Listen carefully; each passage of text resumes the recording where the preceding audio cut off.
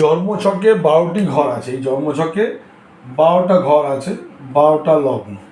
যেটা লগ্ন হবে আপনার, সেটা হচ্ছে আপনার ফার্স্ট হাউস। এবার কার কি লগ্ন আছে সেটা তার হচ্ছে ফার্স্ট হাউস। তাহলে এতগুলো ঘর যার লগ্ন হবে তার সেটা ফার্স্ট হাউস।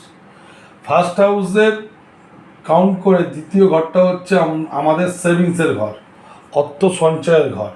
এই অর্থ সঞ্চয়ের ঘরের যে মালিক, সে যদি আপনার লগ্নের অষ্টম হাউস 1 2 3 4 5 6 7 8 এই ঘরটা অষ্টম হাউস, দ্বাদশ হাউস এবং 1 2 3 4 5 6 ষষ্ঠ হাউসে যদি এই ঘরের মালিক যদি অবস্থান করে, তাহলে আপনাদের অর্থ সঞ্চয় হবে না।